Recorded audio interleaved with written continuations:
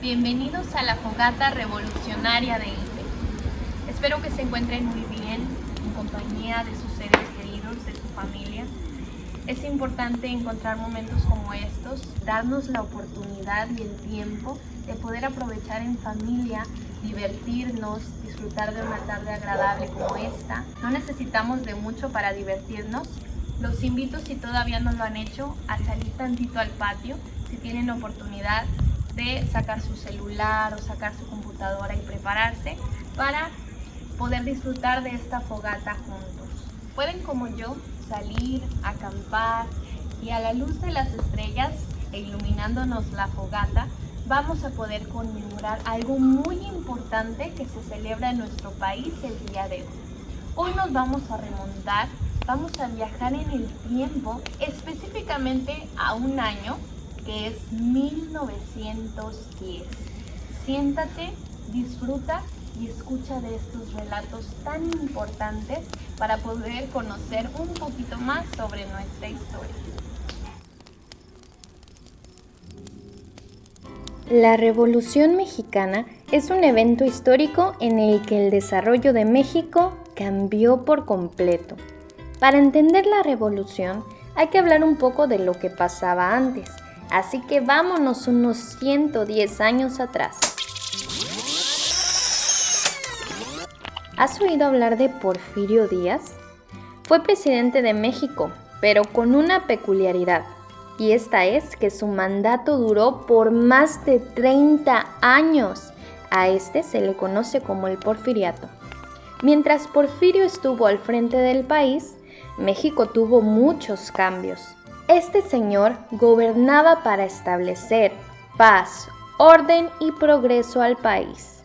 Este lema por momentos fue llevado al extremo, provocando que muchas personas estuvieran en desacuerdo porque no sentían que tenían libertad. Es decir, que la libertad que ganamos en 1810 se sentía un tanto perdida 100 años después. Durante esta etapa, México tuvo muchos cambios y le dio permiso a diferentes países como Estados Unidos, Inglaterra y Francia que trajeran su dinero a México. Todo esto hizo que en México hubieran grandes cambios y se modernizara. La energía eléctrica, o sea, la luz, permitió que existieran estos avances para poder aprovechar mejor toda la naturaleza del país: árboles, petróleo, aguas, minas, etc. Seguramente estarás pensando, ¿por qué si hubo tantos avances, hubo una revolución? Pues porque aunque hubo muchas áreas que mejoraron en México, la gente estaba inconforme porque todo lo que se ganaba no era repartido de manera justa. Al final, las mejores condiciones de vida las tenían muy pocos, los más favorecidos. Además, como te conté, Porfirio Díaz fue presidente 6 veces y esto tampoco tenía contentos a los mexicanos. Por todo esto, Francisco I. Madero funda un partido, el Partido Nacional Antirreeleccionista, para que Porfirio Díaz no fuera presidente por 7ª vez. Él decía una frase muy famosa que seguramente has escuchado. ¿Sabes cuál es? Escríbelo en los comentarios. Sufragio efectivo, no reelección. Lo que quiere decir que es importante tomar en cuenta los votos de los mexicanos y que no se puede ser presidente más de una vez. No se puede reelegir. Pero Porfirio no se lo puso fácil a Madero y fue elegido presidente por 7ª vez. Madero se fue a los Estados Unidos y desde allí organizó una rebelión que se llevaría a cabo el 20 de noviembre de 1910 a las 6 p.m. Después de que inicia la revolución, surgen muchos héroes nacionales, como José Doroteo Arango Arámbula, o mejor conocido como Pancho Villa, y Emiliano Zapata. Emiliano Zapata dijo: «Es mejor morir de pie que vivir toda una vida arrodillado», lo que habla de que es mejor luchar por lo que uno cree que es mejor y no vivir sometido. Más adelante, Álvaro Obregón y Venustiano Carranza se unirían a ellos. Pero aquí te va un pequeño spoiler. años después serán rivales. Por fin, Obregón y Carranza vencen a Villa y a Zapata y los traicionaron, siendo Carranza el que es elegido como presidente, hasta que el 5 de febrero de 1917 se proclama una nueva constitución, que esta constitución es la que nos gobierna hasta ahora. La Constitución es el documento en donde todos los mexicanos estamos representados y existe un poco más de igualdad entre todos.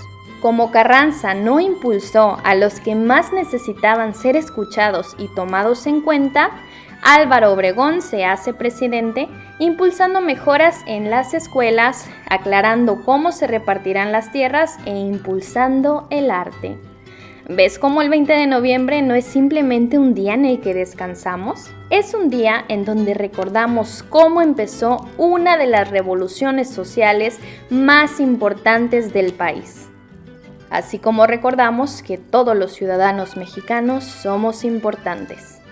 La Revolución Mexicana es considerada el acontecimiento político y social más importante de México en el siglo XX. Sobre este evento histórico hay una rica cantidad de datos e historias que en su totalidad ayudan a darle una compleja dimensión a este movimiento. Claro que dentro de ese conglomerado también caben anécdotas curiosas, chuscas o singulares que de tan peculiares parecen ser meros mitos. Vamos a retomar algunas de estas perlas históricas y veamos si tú ya las conocías. Las mujeres en la Revolución. Hay algunas historias de mujeres plasmadas en corridos revolucionarios que todos hemos escuchado y bailado también algunas veces. La Marieta, la Adelita, la Valentina, Juana Gallo, todas ellas fueron personajes de carne y hueso y cada una tiene su propia historia. Por ejemplo, ¿sabías que cuando la Adelita se enlistó en el movimiento revolucionario tenía tan solo 13 años? Vamos a escuchar algunos de estos corridos famosos y si te sabes la letra, te invito a cantar y a bailar con nosotros. Marieta, no seas coqueta, porque los hombres son muy malos. Prometen muchos regalos, pero después dan meros palos.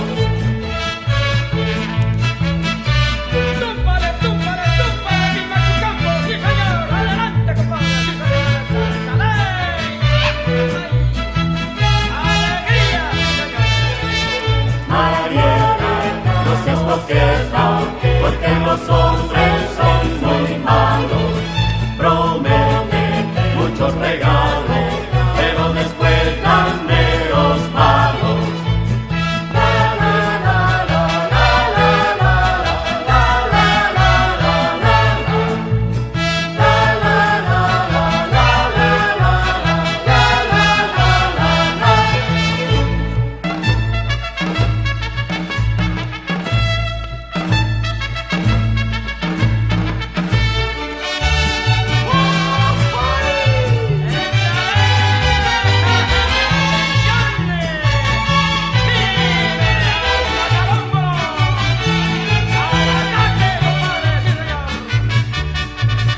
En lo alto de la abrupta serranía, acampado se encontraba un regimiento y una joven que valiente lo seguía, locamente enamorada de un sargento.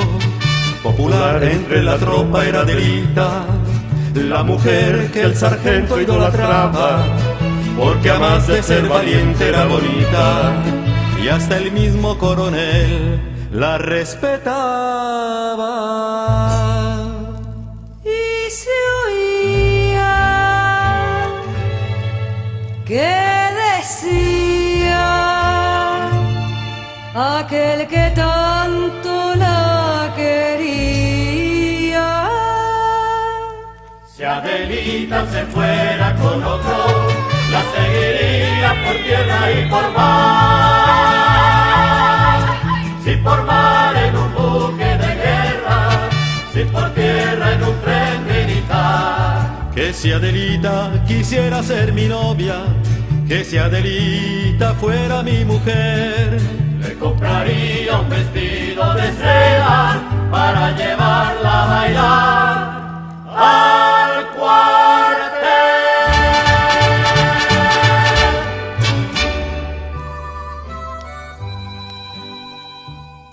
Doroteo Arango y sus esposas. Este hombre, cuyo verdadero nombre era Doroteo Arango, se hacía llamar Pancho Villa. Su apodo lo tomó del líder de una banda de delincuentes que lo enseñó a leer, escribir, pelear y hasta robar. Es sabido que su sonrisa era un poco agraciada gracias a la falta de varias piezas dentales, por eso en las fotos procuraba no abrir la boca. Sin embargo, esto no lo frenó para que fuera un enamorado que tuvo muchas esposas. ¿Sabes más o menos cuántas tuvo?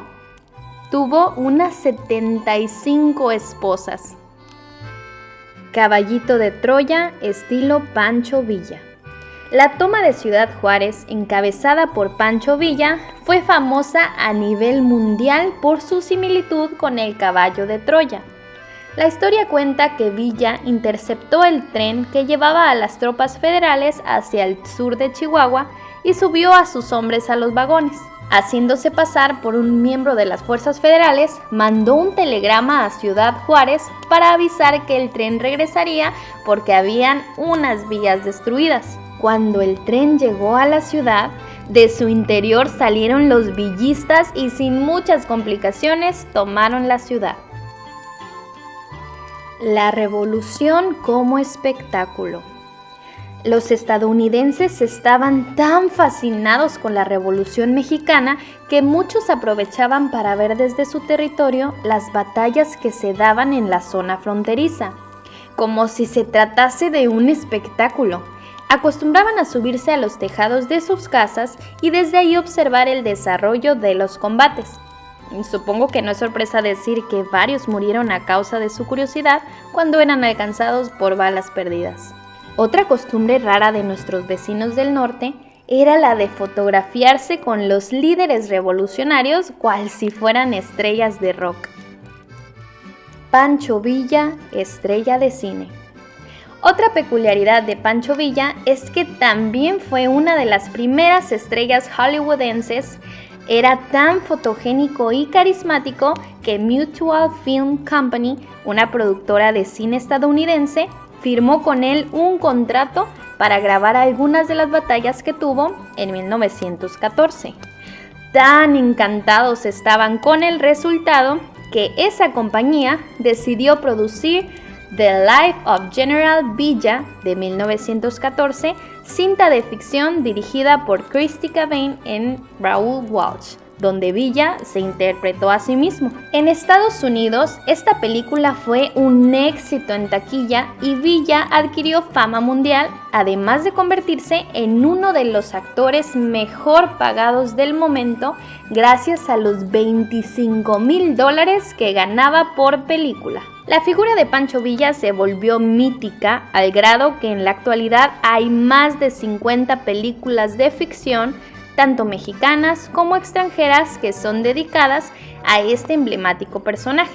Así que una vez que se termine la fogata, ya sabes qué película ver. Única invasión a Estados Unidos. El romance entre Villa y Estados Unidos no duró tanto. A pesar de que estaba prohibido, el Centauro del Norte, que es como lo llamaban, solía adquirir armas en Estados Unidos.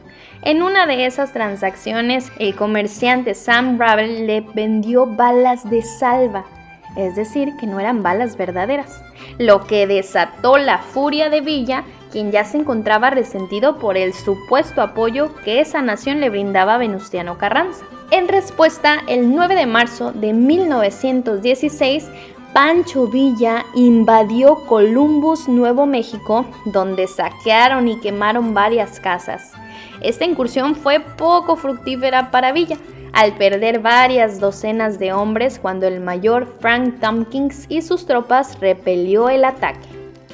Aún así, esta invasión pasó a la historia como uno de los 2 ataques que Estados Unidos ha recibido en su propio territorio. El otro es el atentado a las Torres Gemelas en el 2001. La invasión a Columbus provocó que una expedición de 10,000 soldados, comandados por el general John J. Pershing, ingresaran varios meses a territorio mexicano en busca de Villa. Malteada de fresa. Contrario a la creencia popular, a Pancho Villa no le gustaba tanto el alcohol. Por el contrario, era muy fan de las malteadas de fresa. ¿A ti te gustan las malteadas de fresa? La verdad yo las prefiero de chocolate.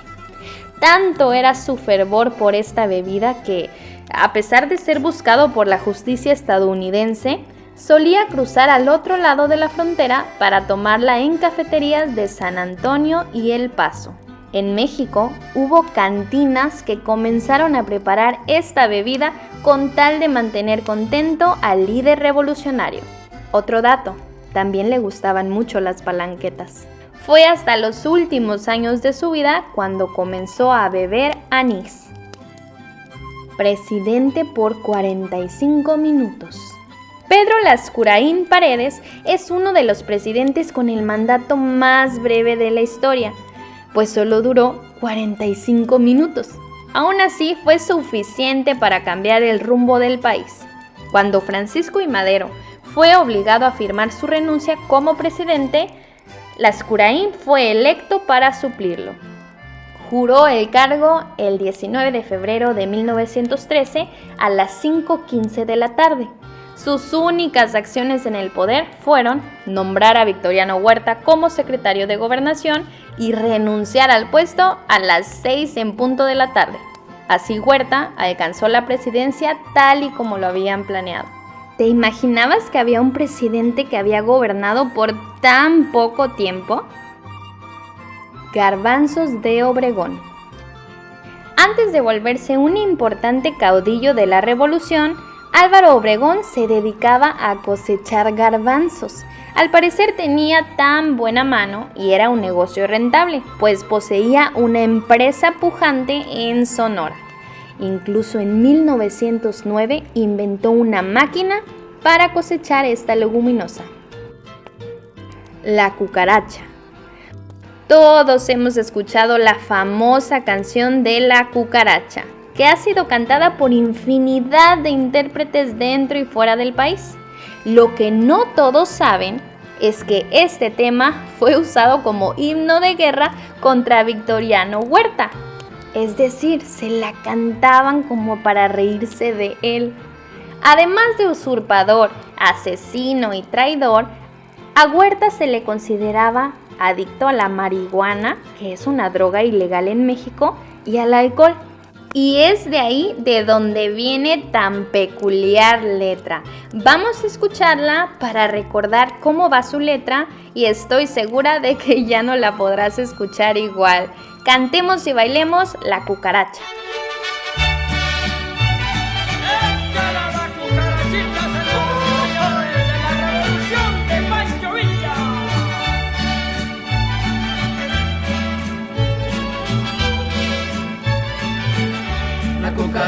La cucaracha ya no puede caminar porque no tiene, porque le falta marihuana que fumar.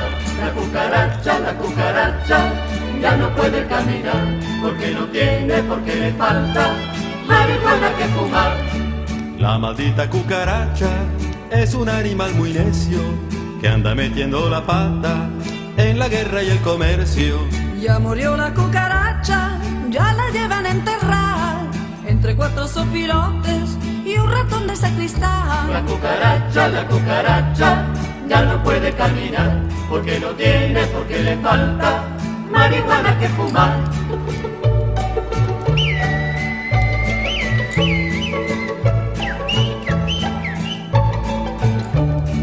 Con las barbas de Carranza voy a hacer una toquilla pa' ponérsela al sombrero de su cuate Pancho Villa. Pancho Villa cuando viaja necesita 2 vagones, uno para sus maletas y otro para sus cañones. La cucaracha ya no puede caminar porque no tiene, porque le falta marihuana que fumar. La cucaracha ya no puede caminar porque no tiene, porque le falta marihuana que fumar. No era pobre, Pensamos en Emiliano Zapata como un campesino que vivía en la pobreza. La realidad es que Zapata era propietario de un pequeño terreno de cultivo, poseía caballos y le gustaba la comida francesa y el coñac. También fue afortunado en el amor y se relacionó con unas 28 mujeres con las que procreó 30 hijos, aunque solamente 10 llegaron a la edad adulta. Garibaldi. La Plaza Garibaldi es uno de los sitios más frecuentados por quienes visitan la Ciudad de México. ¿Alguna vez tú has ido o has viajado a la Ciudad de México? Si es así, te invito a que conozcas este lugar si algún día tienes la oportunidad. Este lugar debe su nombre a Giuseppe Pino Garibaldi II, nieto del libertador de Italia, José Garibaldi. Pepino nació en Melbourne, Australia, el 29 de julio de 1879 y desde muy corta edad sintió inclinación por las causas sociales. Por eso se aventuró alrededor del mundo para participar en distintos movimientos revolucionarios. Después de formar parte en conflictos en Sudáfrica, Guyana y Venezuela, llegó a Chihuahua y trabajó en los talleres ferroviarios. Un año después, estalló la Revolución Mexicana y decidió unirse a los maderistas en Chihuahua. Gracias a su experiencia, se volvió hombre de confianza de Madero, quien le otorgó el rango de general.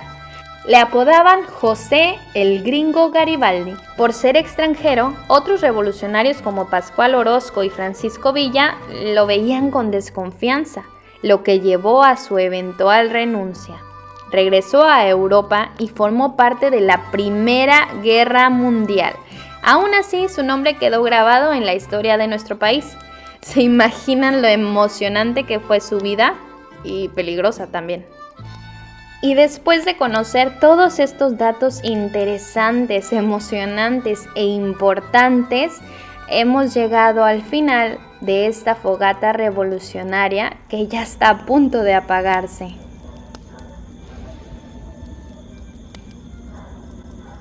Espero que te hayan gustado mucho estos relatos, que hayas aprendido un poquito más de esta fecha tan importante.